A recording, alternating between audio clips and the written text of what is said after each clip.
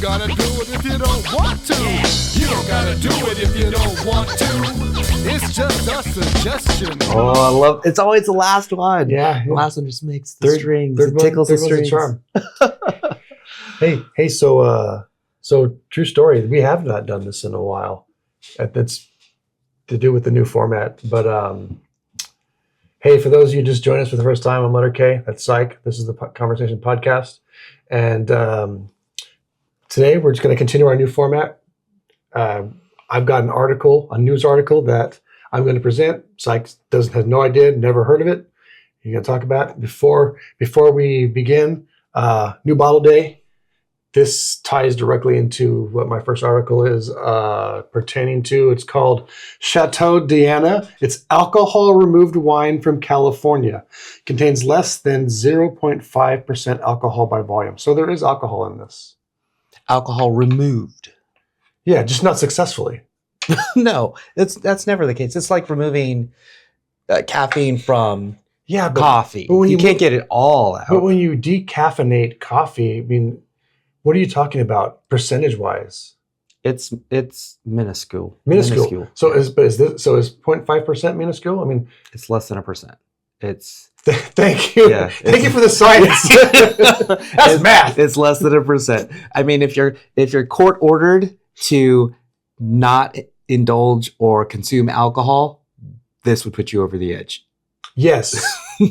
Yes. But if you want something that tastes like the real thing or similar to it, we're going to find out. This is super classy. Cracked it myself. There we are. Do we want to let it breathe? We'll let it breathe in the glass. Yeah, but let it breathe in the glass.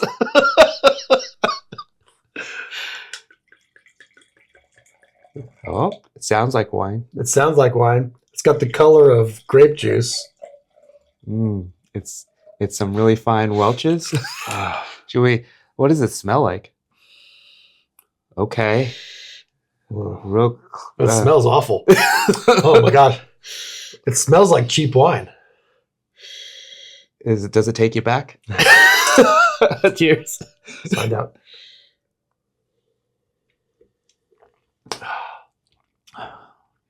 Oh, that's super flat and tasteless. It's weird. Yeah. It's like it's real dry. They removed it, and that was one of the reasons I got it, because it said it was dry. But yeah, no, I mean, super like dry and flavorless. Like they took out the alcohol and sucked up the taste along with it. Almost no aftertaste at all. No. But honestly, if this is where you're at in life, and the whole concept of alcohol-free booze has always been kind of funny to me, because it's like, are you trying to trick yourself? Are you torturing yourself? Do you really like the taste of shitty beer so that you get a non-alcoholic beer? Because this is not great.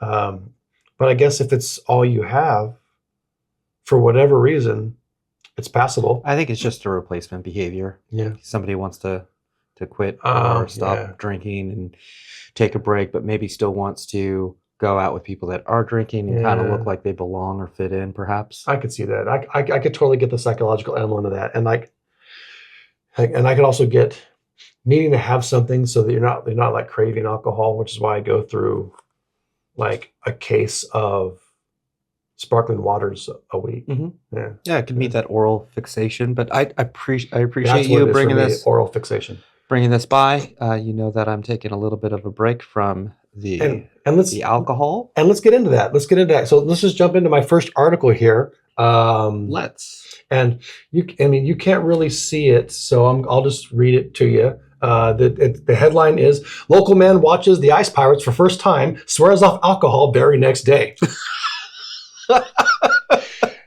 The podcaster, known by his listeners as Psych, recently viewed the 1984 film with co-host Letter K, who had reportedly seen it many times previously and considered it a true sci-fi classic.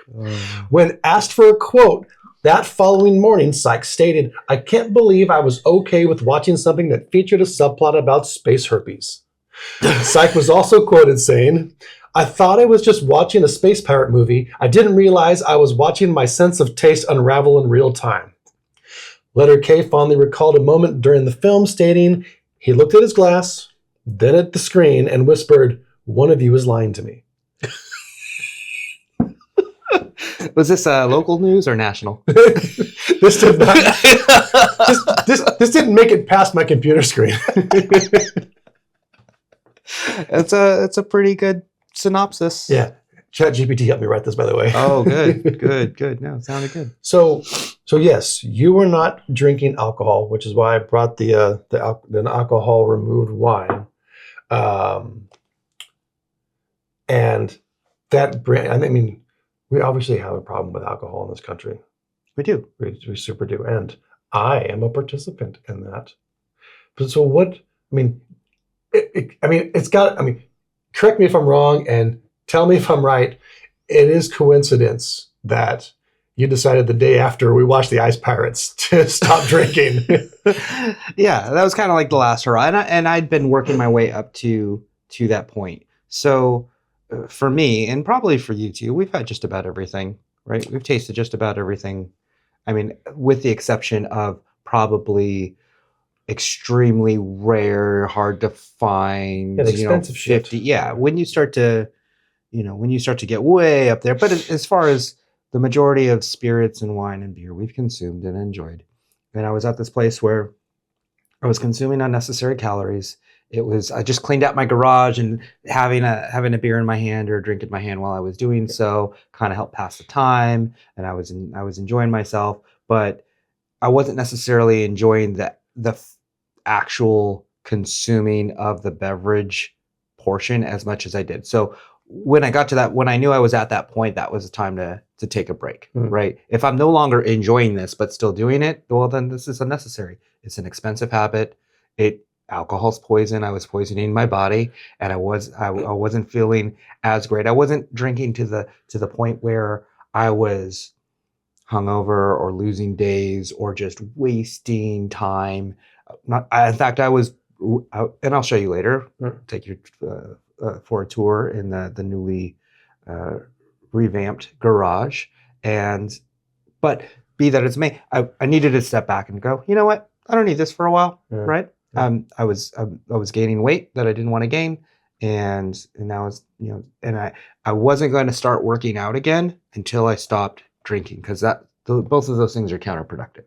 So I can fit alcohol in occasionally if I wanted to, and I don't think it wouldn't be a problem. Like if my wife and I were going to sit down and enjoy a film or a few shows and open one bottle and have 2 glasses each, that would be it. Then great, and if that's going to happen once a month, so be it. But if I'm really going to start training and start getting back into what I was once doing, it can be a majority of the week sort of thing. Yeah, I find that my alcohol consumption, I need to start parsing it down a little bit, because it affects my training. I'm a little hungover right now because I joined a troupe of aspiring radio drama podcasters, and we did a table read last night, and then I hung out with the head of the whole production, talked to him a little about writing and stuff, because I'm a writer, and I had 3 shots left off of a bottle of tequila that I had bought a couple of weeks ago, and had a bottle of Milliere Beignet, and then I had one more glass of Amethyst's soccer mom wine. She buys the cheap Gallo, the big bottles of the Pinot Grigio. It's always that last glass. And that's what it is. And it's that last drink. You would have been fine if you'd stopped. Well, probably. And I feel okay. I'm not terrible, but yeah, it always is, and that's what it is for me. Like once I start drinking, I like the way that it makes me feel. I do enjoy it, and I do enjoy the way that it kind of slows me down, and I find a bit of wonder in things that I probably wouldn't enjoy so much if I was of full clarity. And that's one of the reasons I think I like it. But yeah, it's a rabbit hole. You can't gauge how to perfectly stop, let yourself kind of sober up, have some water, go to bed, because that's what it is. Going to bed drunk is what really gets you. That's the hangover. And it's always that last glass. If I could always tell myself, I'm just gonna have one more. No, wait, I've already had my last one. That would be ideal, but I can't figure that out. Or at least I don't do it. And then so here I was at 12:30 this morning with one last glass of wine, watching The Terrifier, which is awful, by the way. Like it was a crowd-funded horror movie. They've made 3 of them now. No plot. What was the name of it? It's called Terrifier. Terrifier. Yes. The production value was there. Like, I mean, the visuals, the villain. I mean, just everything was like a lot of visually striking stuff, but it literally has no plot. It's just they just drop a bunch of people into like a small section of city with the killer, and he just starts killing people. And it's Terrifier. Terrifier. Terriffier. Is that how you spell it? Oh, I got you. There it is. There's sequels. I told you they made 3 of them. Wow. The third one just came out, and it broke ticket sale records for like the highest indie horror movie in history. So it's got 5.5 stars Out of 10? out of 10. That's not what I would give it. 83,000 people have rated it. Yeah, The popularity is climbing. It's on the upswing. because the third one is I think it's probably So this is getting ready to come out in video. This is the first one, 2016. Yeah, Terrifier 2, 2022, has 6.1 stars. they're getting better. And the third one just came out last year. Yeah, And it's 6.3. yeah. They're rising. They're climbing. They all have a higher climbing. rating than the new Snow White movie. Yeah. But so I couldn't finish it last night. I finished it this morning. And I could see the draw for like pure horror fans, and I could see the draw, but I only decided to give it a shot because I was drunk. And that's I do like the feeling that alcohol provides. And I do find that when I'm consuming it moderately, I am a little bit more creative. Like ideas start flowing, and I have to be careful not to let those fleeting thoughts and ideas go. Yeah. I have to make sure I record them in some way, shape, or form, whether that's a note on my phone, or I do prefer to handwrite things and come back to them, or make lists of things that I want to tackle in the future. Not necessarily an urgent to-do list, like my ice maker that just stopped making ice, right? That's something I want to get going again. But more like aspirations, dreams, future projects, future endeavors to try to put together, That's funny because I'm the opposite. If I'm writing or if I'm doing anything creative, I only get results if I'm dead sober, like when I'm the sharpest. I start drinking to shut that all off. Okay. To give myself a little bit of an escape, and it might be. So according to ChatGPT, the drinking and quitting standards in the U.S. in the last 2 years, and the trends, 63% of adults report drinking alcohol. Binge drinking is on the rise. Reportedly, 1 in 6 adults engage in binge drinking monthly, and that is technically 5 drinks for men within 2 hours, which seemed fast. It does. I mean, I remember we went to Reno last year, and I had those 4 martinis in like 90 minutes, and I was fucking shit-faced. Yeah, well, a martini, that's more like 2 drinks. That doesn't count as 1 drink. I suppose. And it was dry martinis. Yeah. 1 in 3 drinkers say they've tried to quit or take a break from alcohol at some point. I would think everybody at some point has gotten into their heads, I need to stop for a while. Mm-hmm. I mean, successful or not. Yeah, for me, it was easy. I've been off for 3 weeks now, and it was just cold turkey. I'm not addicted. I don't have a physical dependency. Yeah. I'm not an alcoholic. I didn't have any withdrawal symptoms or anything like that, or night sweats or things of that nature. It was just easy, and it wasn't like all of my thoughts the day after I quit were consumed with when I was going to get the next one, or how was I going to, or when this ends, what I'm going to have. Like, that's not where my mind was at. I find myself craving a drink when I'm idle.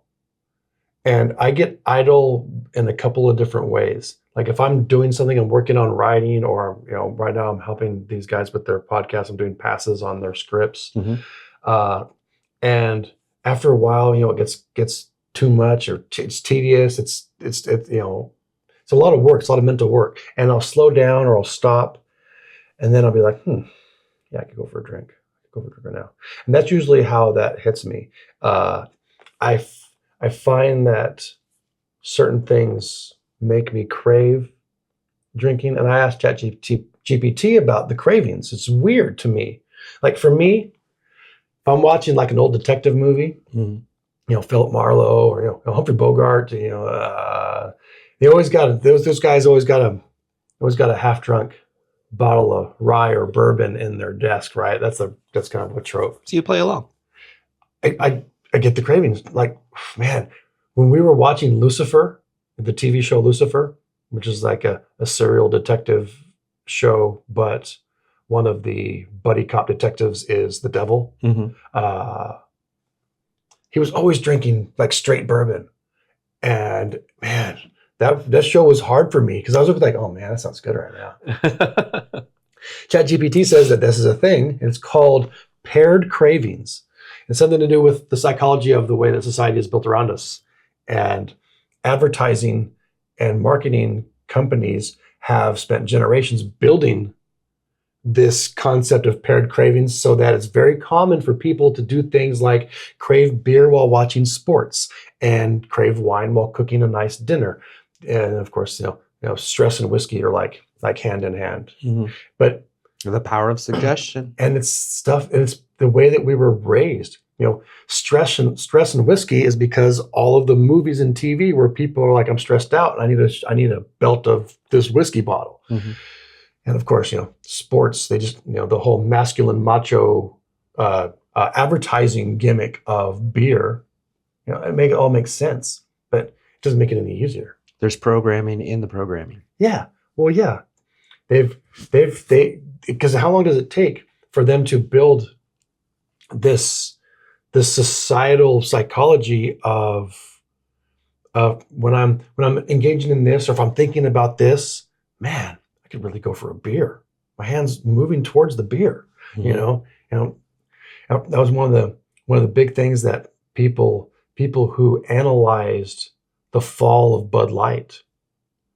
Bud Light had built up this huge brand around this blue collar, Rust Belt, middle of America, kind of redneck bro, mm-hmm. kind of your working man lifestyle. And they went and did the thing with Dylan Mulvaney, and it set everybody off because it shattered their reality. Mm-hmm. Now they've got this thought in their head that I'm watching sports and or I just got done doing all this work in the yard and thinking about a Bud Light, but wait a minute, transgender people drink Bud Light too?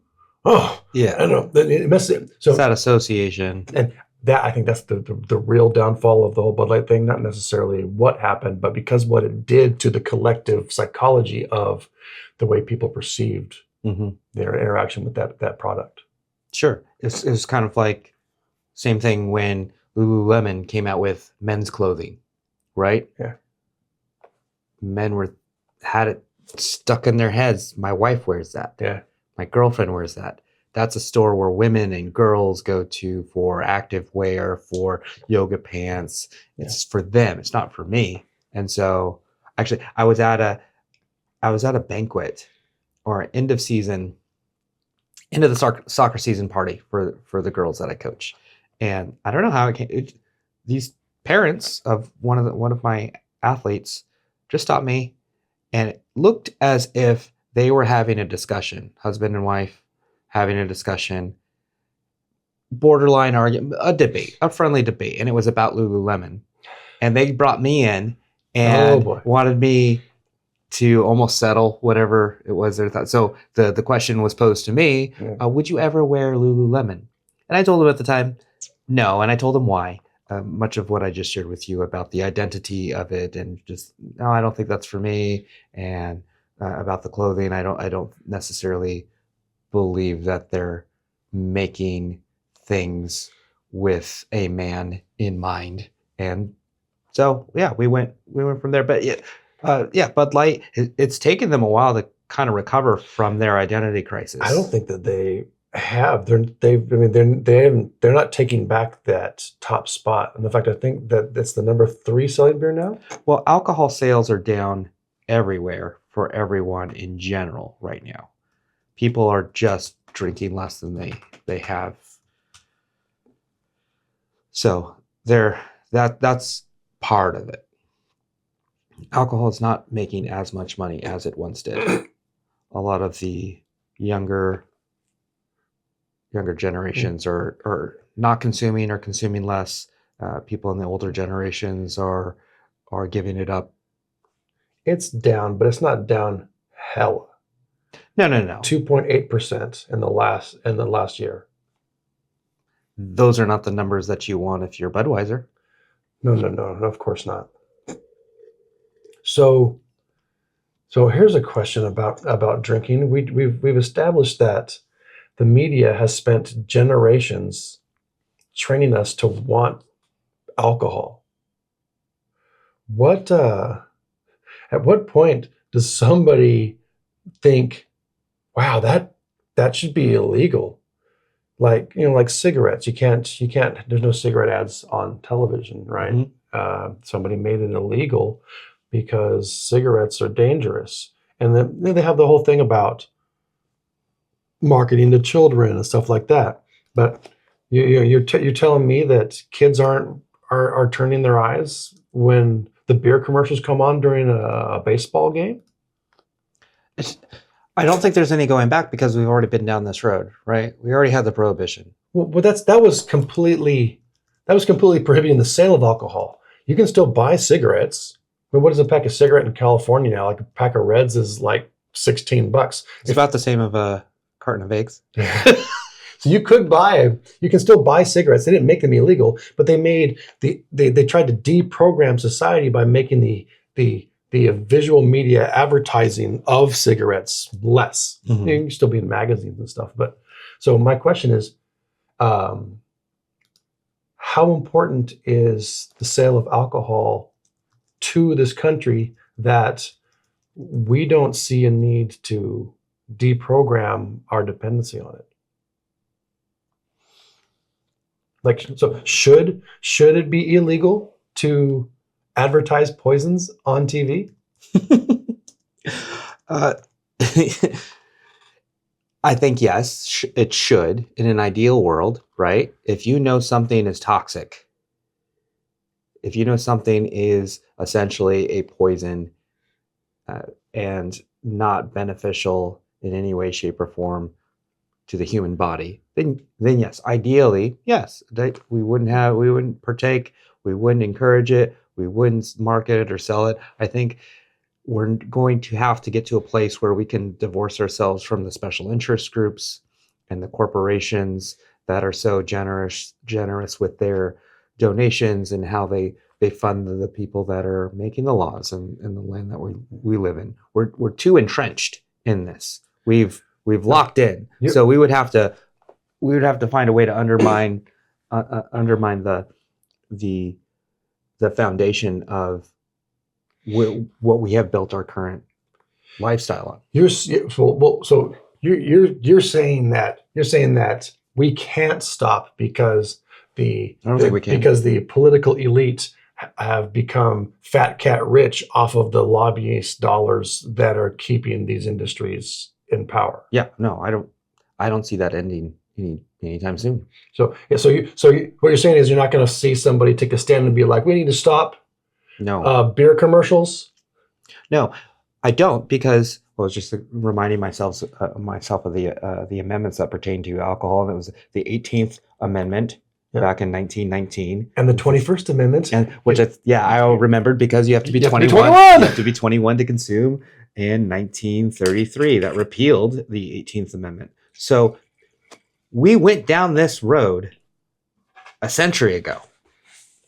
Yes, think about that. A century ago. A century ago, we went down this road and we decided, oh, well, we tried and it didn't work. And I mean, there's so many things that came about it. Well, you know what? While I was over 3 weeks ago, I got a little smoking, little smoking moonshine. Little moonshine. That's so dumb. little moonshine. but moonshine, the creation of moonshine during the Prohibition was led to NASCAR and all these things that we enjoy. You know, people transporting alcohol from state to state to the speakeasies back then. Smokey and the Bandit. Yeah, all of this. So the Dukes of Hazzard. You're missing the point of what I'm trying to say. Cigarettes have never been illegal. Correct. But now advertising them on television is. Correct. Why is it not the same for other things that are flat out known to be harmful? I think part of what did cigarettes in was their dishonesty. Oh, you mean with the ads, with the doctors saying that Camel unfiltered were the best cigarette to smoke? I think because of the way they put everything out there, the way that they framed what their product is and isn't, especially when they made it an attractive option for minors in an attempt that they would, ease their way into it later. They weren't open and honest and transparent about the effects or the ingredients or how harmful it was and what it did. And so in their case, I think that's kind of, they're being admonished for their past wrongdoings as a result. I think but alcohol is the same way. I mean, you're trying to tell me that a beach full of hard body, super sexy people are all pounding fucking beers? No, those are Michelob Ultra commercials. They are not. Which is funny because back when like Miller Lite came out and stuff, the only way to sell it was to get a bunch of like sports personalities, like retired sports personalities behind it. The regular Miller was being sold by the bikini babes and the hard body dudes, but the light beers, the lower calorie ones, were being sold by the old sports commentators and stuff. Yeah, there's not. I get your point, and there's not a lot of rhyme or reason to it from the outside looking in, but they're just not the same. Alcohol and tobacco didn't travel the same road. I think if tobacco, I think it is possible where we could address tobacco in one of our amendments. I think it is possible. I don't know what the consequences of that would be. I'm certain there would be an uproar, an uprising. I was watching this old man driving on the way to work yesterday with a pipe in his mouth. Just a crack pipe? No, an actual tobacco pipe. Oh, interesting. Yeah. He was an old man, just had his pipe just hanging out of the side of his mouth and enjoying some pipe tobacco on his drive to his destination. I thought that was interesting, a little bit unusual. I don't typically see that. Usually people driving are smoking cigarettes if they're going to. I think people that enjoy cigars, which I know you and I like to indulge in every once in a blue moon, there are people that are cigar connoisseurs, and that would. I've been thinking about ever since I went to Vegas and had that cigar at the Monte Cristo Club. Mm-hmm. I don't know. I feel like I'm getting the taste for it again. Okay. So pack of cigarettes, pack of Marlboros in as of April 2025 can be as expensive as $14 a pack, which includes almost $3 in state excise taxes, $1 per pack in federal excise tax, and then of course sales taxes. They're taxed as much as gasoline. I think they're taxed way more than gasoline. How much is gasoline taxed? Oh, a ton, especially here in California. Yeah. Everywhere else, you can get gasoline for closer to $3 a gallon. Yeah, whenever I hear about what the national average of gas is, I'm just like, fuck you. Yeah. Yeah. Sales tax, blah, blah, blah. Looks like it's 60 plus 18 cents a gallon. I don't think it's as high as you thought it would be. Plus sales tax. Which in where we are, it's what, 9.25%. How many cents? 0.596 cents for state excise and 0.184 for federal. So yes, we're paying 60 cents a gallon for state taxes on gas. And for somebody like me who has to buy gas once every 4 days, I'm paying a lot of taxes and gas.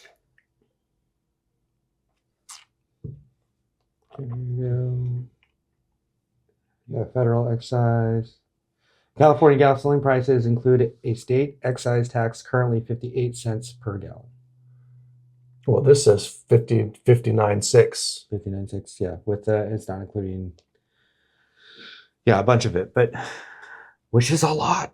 Yeah, it's a lot. I went to go fill up the other day, and I just rolled into a gas station, saw the price, and rolled myself right back out. I've never been one to price shop gasoline. It's always been funny to me. Like people are like, it's 10 cents cheaper down the road here. I'm like, well, the first place I went to was $5.70 a gallon, almost $5.80, and the other places were like 50 cents less. Right, so you're filling up your tank. That's a decent amount. Yeah, 10 gallons, $5.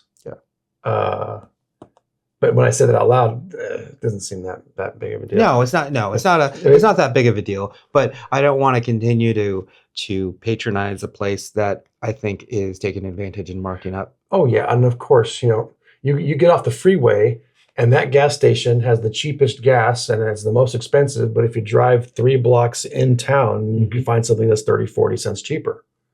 There's a place by In-N-Out Burger, the 76 station, and they discount their gasoline after 10 p.m. They have nighttime gasoline prices. What? Between 10 p.m. and 4 a.m.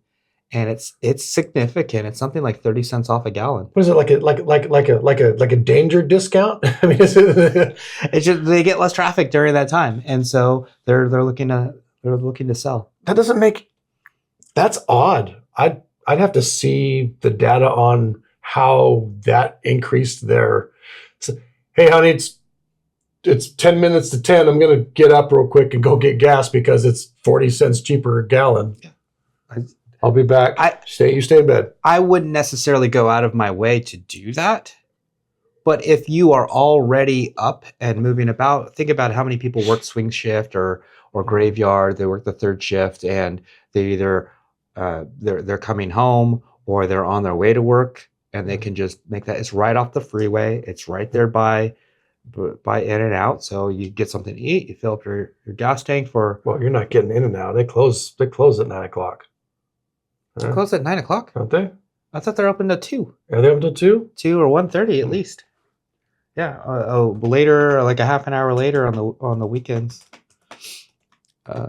They're open late. They might have changed. I don't know if they COVID. I don't know why I thought it took a toll on them. So 10:30 a.m. to 1 a.m. as their standard hours. Oh, okay.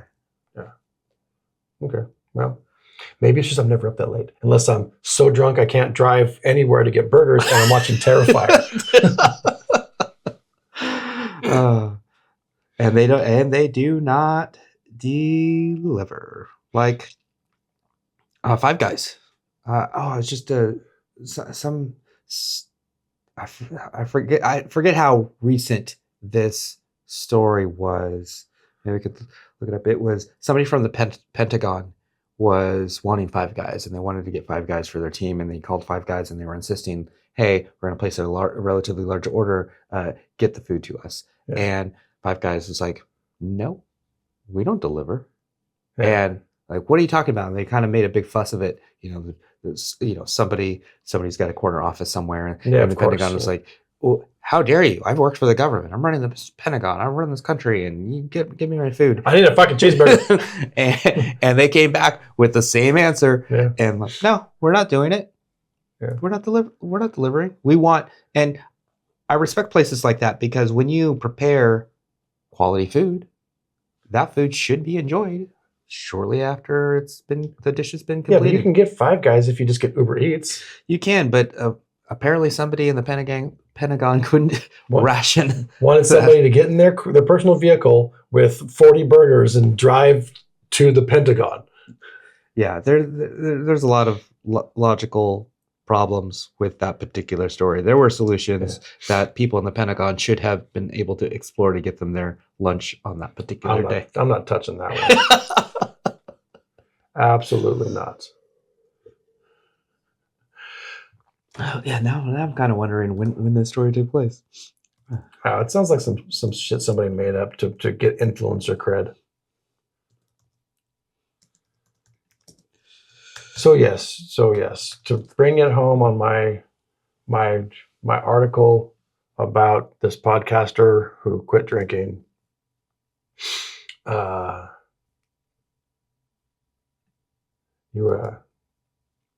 long do you? So you're already seeing the benefits. Well, yeah, you're saying you have more time. I feel better. I'm accomplishing more stuff. I'm not hurting my body. I am. Yeah, not that I wasn't. Like I said, if I know I'm locked in with a particular task, if I'm just doing something mundane and just not very enjoyable on its face value, sometimes it can kind of help pass the time. If I'm just ridding my garage of recyclables and trash and just trying to unearth the floor that I know exists under there when we bought the house, then yeah, a beverage in your hand kind of helps pass the time.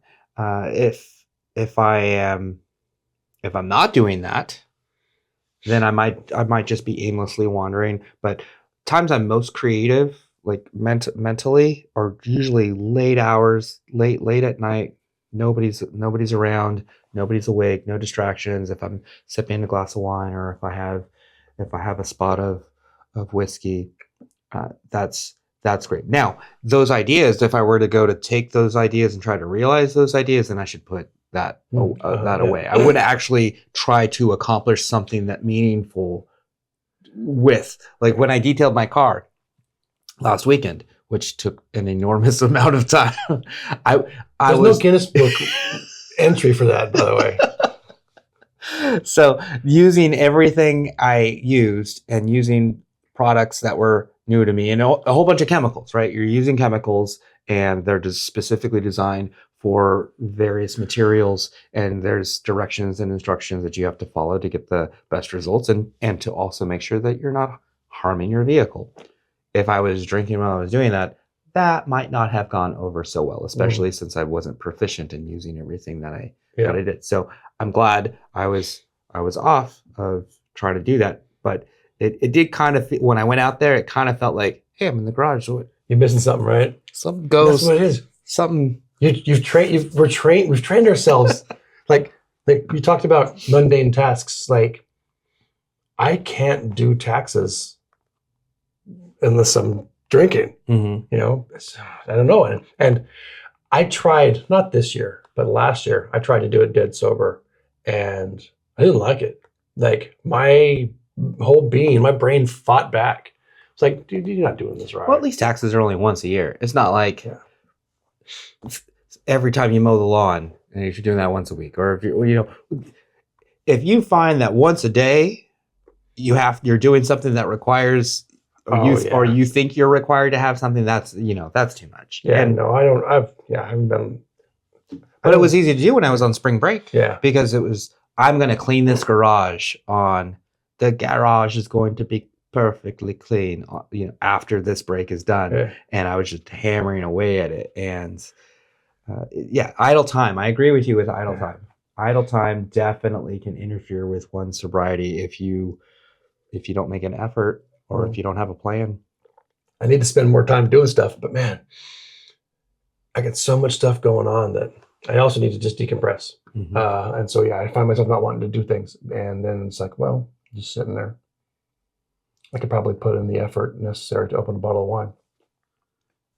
Yeah. The Pentagon attempted to get Five Guys to make deliveries, but Five Guys declined, famously sticking to their no delivery policy. In response, Five Guys founder Jerry Morrell even had a large banner placed outside the restaurant that stated absolutely no delivery, in all caps here. This unwavering stance actually led to increased business from Pentagon employees who had to pick up their orders. But still, you can get food delivery from Five Guys. You can, but we know what that cost is, right? The surcharge and now the healthcare insurance of the driver, and then the tip. And by the time you get your burger and fries and a drink, it's approaching $40. I don't care about that. What I'm trying to say is, no burger place offers delivery. So who the fuck cares that this burger place doesn't? They're dying on a hill that nobody's fighting for. Mm-hmm. So I find that really stupid. He paid for a banner. All right. So this is that one got you, huh?